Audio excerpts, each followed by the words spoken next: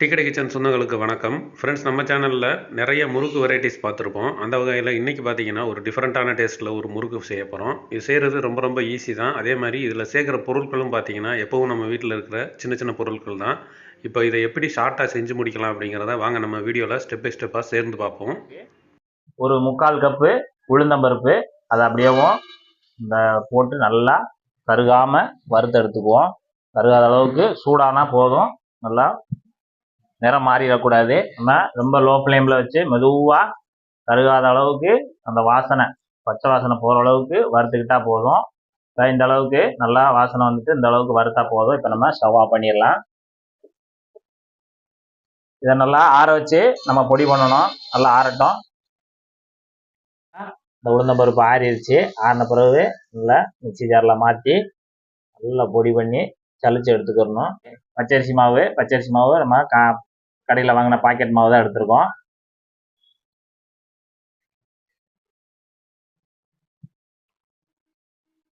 மெஷர்மெண்ட்டில் 2 cup இன்னைக்கு பச்சரிசி மாவு எடுத்துருக்கோம். இப்போ மெஷர்மெண்ட் கப்பில் 2 கப்பு பச்சரிசி மாவுக்கு 1/2 கப்பு உளுந்து நம்ம வறுத்து அரைச்சி நல்லா சலிச்சு எடுத்துருக்கோம். அதை தான் இதில் சேர்த்துருக்கேன் நான்.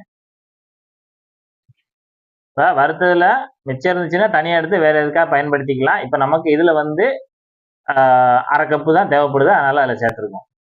அடுத்ததாக இதுக்கு ஒரு 1/4 டீஸ்பூன் அளவுக்கு பெருங்காயத்தூள் சேர்த்துக்கிடுவோம். இது கூடவே 1 டீஸ்பூன் அளவுக்கு கருப்பு எள் சேர்த்துக்கிடுவோம். இந்த முறுக்குக்கு தேவையான உப்பு ஒரு 1/2 டீஸ்பூன் அளவுக்கு மட்டும் சேர்த்துக்கிடுவோம். நீங்கள் வீட்டில் போடும்போது கூட்டி குறைச்சி போட்டுக்கோங்க. இப்போ நம்ம சேர்த்த உப்பு, பெருங்காயத்தூள், எள் இது எல்லாமே நல்லா கலக்கிற அளவுக்கு இது எல்லாத்தையும் இன்னும் நல்லா கலந்து விட்டுருவோம் மாவோடு சேர்த்து. இப்போ மாவெல்லாம் நல்லா கலந்து விட்டாச்சு. அடுத்ததாக 3 டேபிள் ஸ்பூன் அளவுக்கு வனஸ்பதி எடுத்து உருக்கி வச்சுருக்குறோம். அதை இதில் சேர்த்துக்கிடுவோம். நீங்கள் பட்டர் சேர்க்க விருப்பம் இருந்தால் சேர்த்துக்கோங்க. இப்போ வனஸ்பதி எல்லாமே நம்ம மாவோடு சேர்த்து ஒன்றா கலக்கிற அளவுக்கு எல்லாத்தையும் நல்லா கலந்து விட்டுறலாம். இப்போதைக்கு தண்ணி எதுவும் சேர்க்க வேண்டாம். அந்த வனஸ்பதி மாவோட எல்லாத்துலேயும் நல்லா கலக்கணும். அந்தளவுக்கு எல்லாத்தையும் நல்லா பிசைஞ்சு விட்டுறலாம். மாவை பிசைஞ்சிட்டு இந்த மாதிரி பிடிச்சா பிடி போடணும், உதுத்தா மாவு மாதிரி உதிரணும். இந்த பக்குவத்துக்கு கொண்டு வந்தாச்சுனாலே நம்ம வனஸ்பதி எல்லாத்துலேயும் சேர்ந்துருச்சுன்னு அர்த்தம்.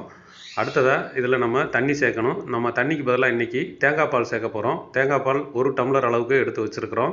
இது கிட்டத்தட்ட 300 ml இருக்கும். இந்த தேங்காய் பால் எடுக்கிறதுக்கு 1/2 மூடி தேங்காய் எடுத்து அதில் முதல் பாலை மட்டும் சேர்த்துருக்குறோம். முதல் பாலை மட்டும் சேர்த்தோம் அப்படின்னா டேஸ்ட் இன்னும் கொஞ்சம் தூக்கலாக கிடைக்கும். இப்போ அந்த தேங்காய் பாலை தேவையான அளவுக்கு கொஞ்சம் கொஞ்சமாக சேர்த்துக்குருவோம். முதலையே மொத்தமாக ஊற்றிட வேண்டாம். இப்போ கொஞ்சம் கொஞ்சமாக சேர்த்து தேவைக்கு தகுந்த மாதிரி பிசைஞ்சு விட்டுக்கலாம். நம்ம எடுத்து வச்ச தேங்காய் பால் மொத்தமும் சேர்த்தாச்சு. இந்தளவுக்கு ஊற்றி எல்லாத்தையும் பிசைஞ்சிக்கிடுவோம். நம்ம எடுத்து வச்ச தேங்காய் பால் மொத்தமும் ஊற்றியாச்சு. ஆனால் இன்னும் கொஞ்சம்